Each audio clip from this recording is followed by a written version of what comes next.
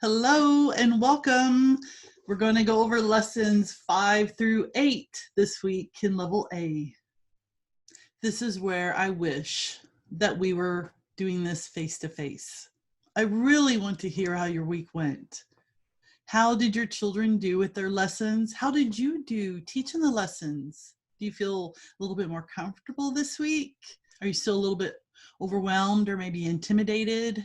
My hope is that as we continue on, you're going to become less anxious and more confident in what you're doing.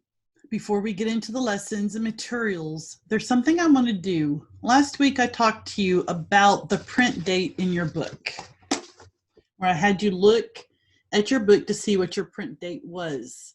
And then I said something about going to our website. And looking back, I think it would have been better if I would have taken you to the website and walked you through it. So I'm going to do that now. We are at Right Start's website. It is rightstartmath.com. If you look at these words, products, curriculum, resources, you're going to want to go to resources. You're going to go down to teaching support. Scroll down where it says corrections. Click. Scroll down again. Click on level A. And then this will pop up and you're going to be able to see all the corrections and updates for level A. The most recent update, if you notice up here at the top, was March 24th, 2020. Let's just say that you have a 2018 print date. What you're going to look at is for the change date column, and anything that is newer than 2018, you need to look and see what the correction was. So for here, this is 2019. You'll need to go and make a note in your book and correct what it says. So thankfully, in looking at this, you can see there are not that many corrections for level A.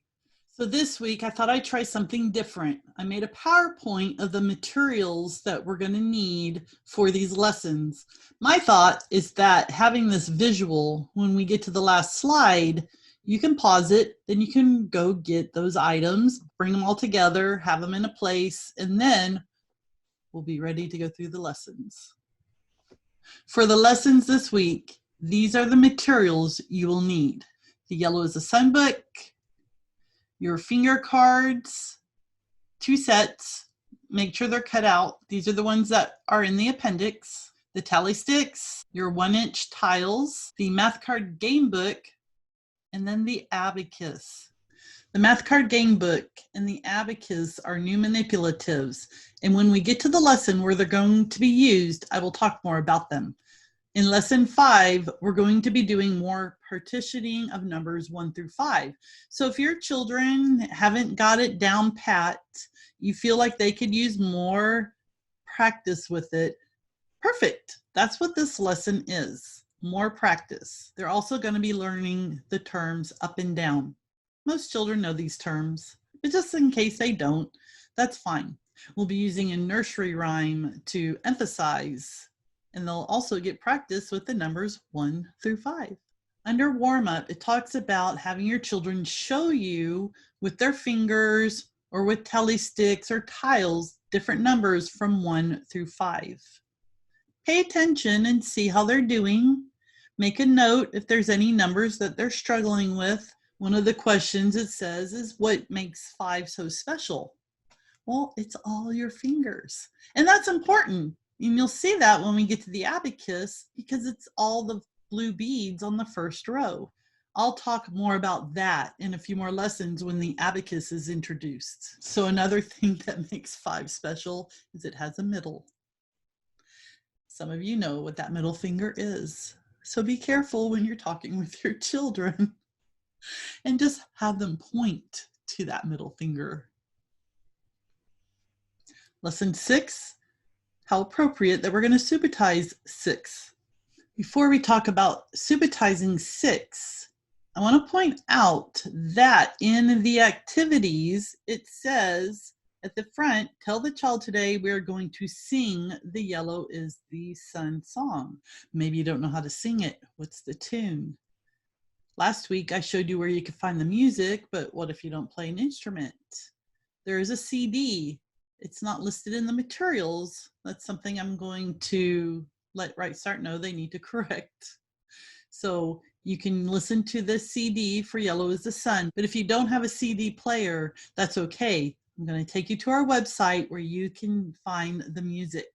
So again, we're at the website for Right Start Math. This time, go to Curriculum, go down where you see the songs, click on that. There are 3 songs here. Notice Yellow is the Sun, 30 Days Has September, and Writing Numbers. You can access all 3 of these songs here. For Yellow is the Sun, click on the button, scroll down, click on it, and look, it just starts right up. If you come over here to these 3 dots, click on it, you can download it to your device. So today we're going to be subitizing the number 6.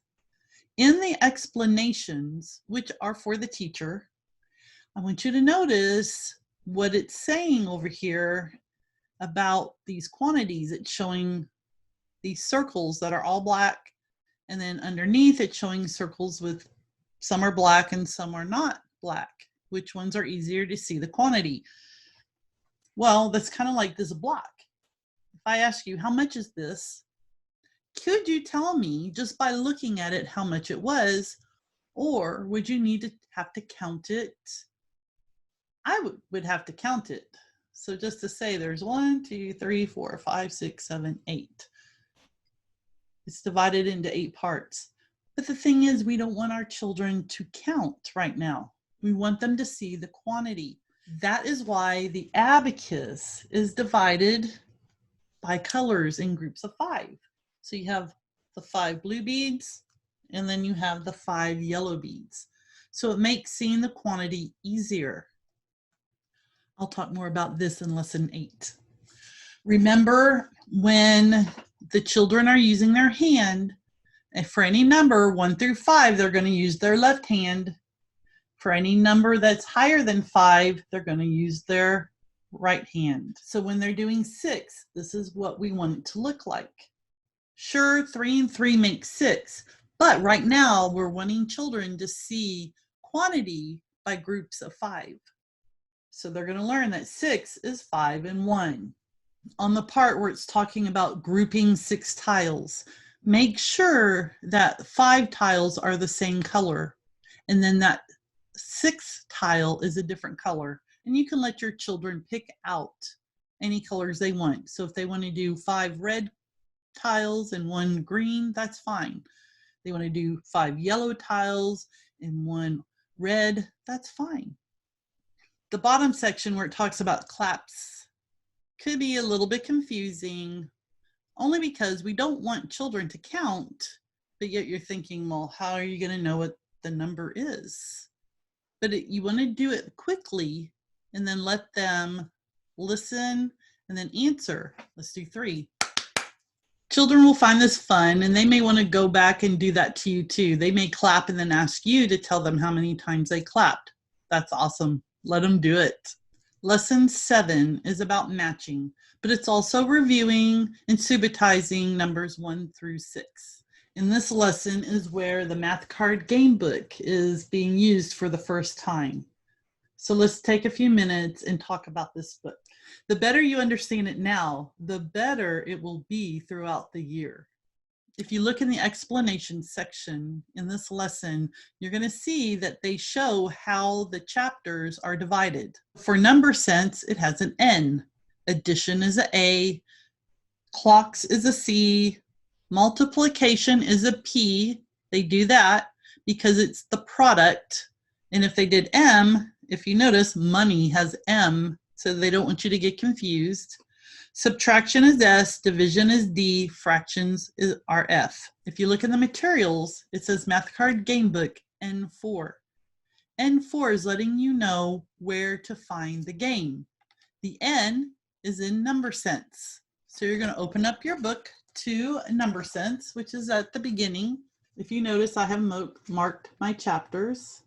What I really want to do, and I haven't done it yet, is I want to get those kind that you could put on the side that are big enough where I can write.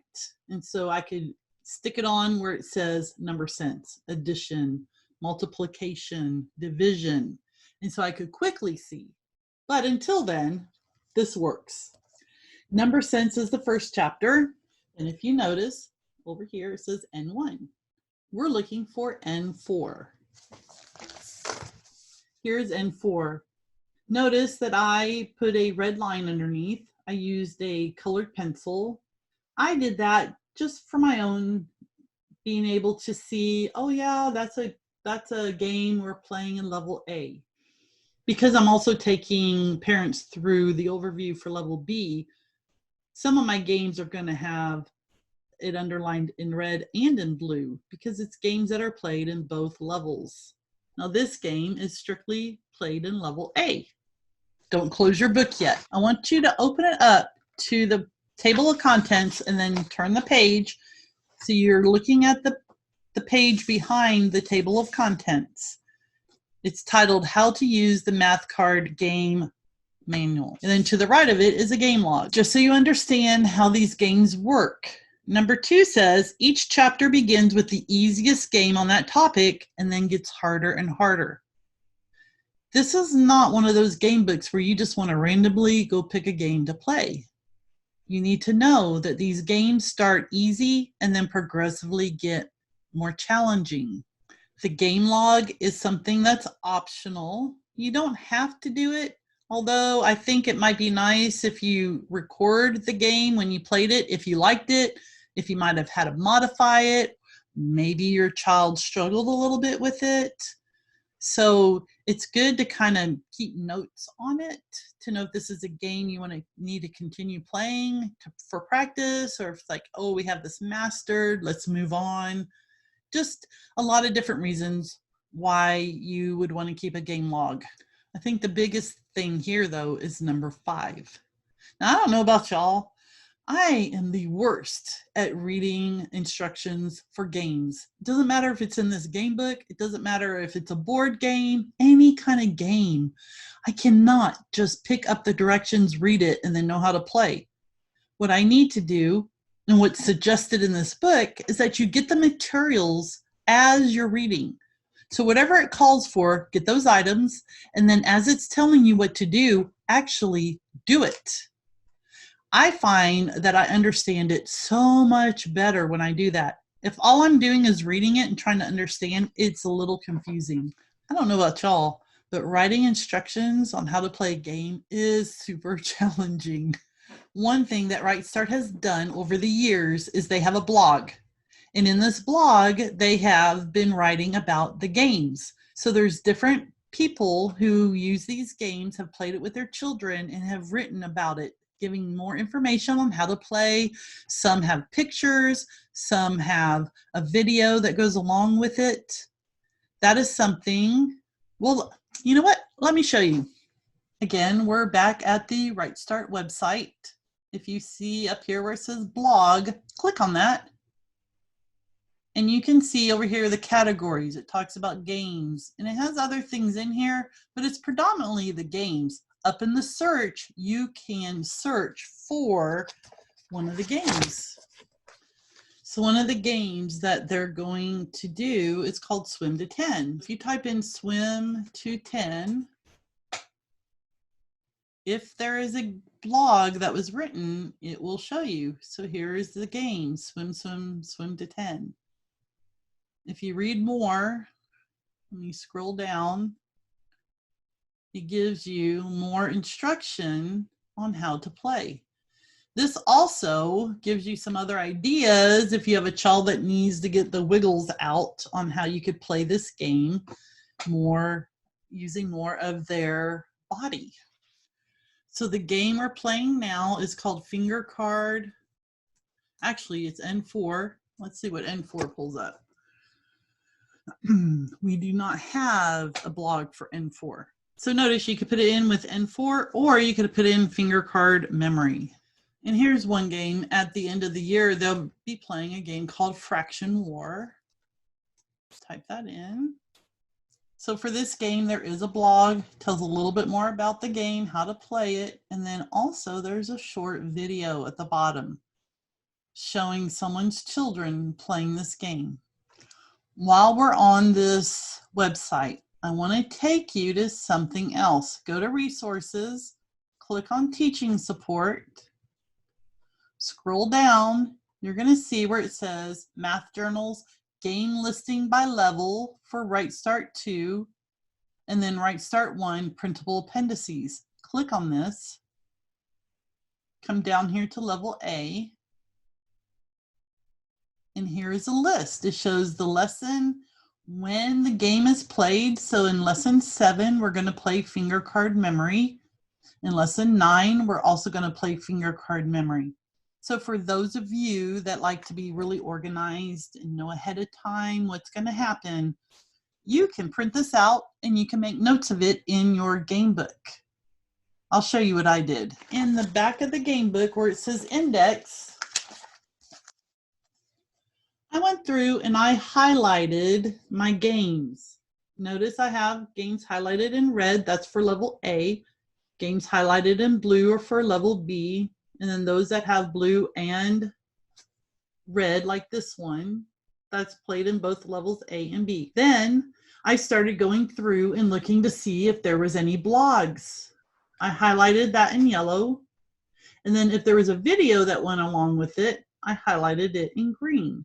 So that way, at a glance, when it says, okay, this is a game we're going to play, I can look back at my index. I can see, oh, okay, cool, that game has a blog. I can go read more about it to help me learn how to play, or maybe it has a video. You don't have to do this, totally optional. So in matching on the second page of lesson 7, you're looking for 2 things that match. This is asking you to get out some tiles. So there's 2 red, 2 yellow, 2 blue, 2 green. Then the child has to match them up. I know I joked around last week about matching socks, but honestly, that's a perfect way to work on matching because socks are matched in pairs. So if you have some easy to match socks, maybe pull some of those out, and that's something that your child can work on for matching. There's also a section on matching finger cards. It suggests maybe having your child hop also. If you have a child that has a lot of energy, likes to move, get them to move. Let them do jumping jacks or push-ups, or maybe have a certain point that they run to and back. Whatever it is that excites them to do, let them do that for this as they're learning to show the quantity. Lesson 8 is the last lesson for this week. We're going to work on Subitizing 7 and also start working on the AL abacus. In the objectives, if you notice, not only Subitizing 7, they're going to learn some more terms, and they get to practice entering 1 through 5 in the abacus without counting. Notice they're subitizing the number 7, but on the abacus, they're only going to practice entering 1 through 5. Just like 6, 7, you're going to have 5 with your left hand and then 2 on your right hand. So this is what they're going to see is 7. There's other ways to make 7. They're going to learn that in the lessons. But for right now, we want them to see quantity, and we want them to see it grouped by 5. This is going to come in super handy when we get on the abacus. But more than that, this is what's going to help them with their mental math. So in this lesson, the children are going to get to start using the abacus, the AL abacus. Notice the circle has AL in it. It just means activities for learning. To know that you're using the abacus correctly, you want this AL circle to show up on the right side. Then all your beads, this would be considered a cleared abacus. Now, if you enter something, to clear it, you just tilt, boom, you're ready to go. When you introduce this tool to your children, give them some time to let them play with it, to explore it. Don't tell them, if they have it right or wrong yet. Let them just play. But set up some rules. Tell them they need to be gentle. Now, this is a pretty durable abacus. I don't know if you're aware, we make these in our office up in North Dakota. These are all made in America. How awesome is that? Anyway, they're pretty durable, but you want this to last for a while, and you may have other children that are going to need to use it. So start off Set those rules. Please be gentle. I'm going to show you how to use this with your child. You ask the child to show you 2. Here's 2. Now we ask them, I want you to enter 2 on the abacus. The goal. The goal is that they do this without counting. They should do that. No counting. If they want to count 1, 2, and move it over, just let them know, hey, that's right. That is 2. On the next row, can you enter 2 without counting? Maybe they're, you could tell they're taking a little while, so they're thinking about it and they're counting in their head and they move over the 2. All right, you're getting better. Let's keep practicing. On the third row, can you enter 2 without counting? Maybe they can, maybe they can't. If, again, they can't, it's okay if you want to come in and put a little space and say, okay, on the 4th row, I would like you to enter 2 without counting. For some children, they're going to get it right on the 1st row. For other children, it may take them working all the way down the 10 rows before they're finally able to enter 2 without counting, and that's okay. Just keep encouraging them. The most that the child will be doing right now is 5. And again, we talk about what's so special about 5. Oh, it's all my fingers. Well, look, it's all the blue beads. Hopefully your child will see that correlation. All my fingers, all the blue beads.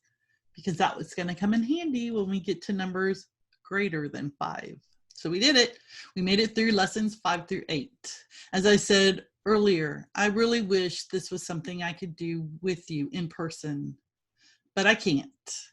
However, I would really like to hear from you. Here's how you can contact me. So it's debbie@rightstartmath.com, just in case my writing is not as easy to read. Let me know if this is helpful for you. If there's something I need to do more of or less of, just be gentle. Also, remember, this is the teacher's manual. On the back, there's contact information. If you need to call our office with any questions, you can call during business hours. They're open Monday through Thursday, 8:30 to 4:30 Central Time. On Fridays, they do close at 12:30. You can email us at info@rightstartmath.com. You may have to leave a message if you're calling. Just know that as soon as someone is able, they will return your call. So I hope your week goes well, and I'll see you next week as we go over lessons 9 through 12. Until then.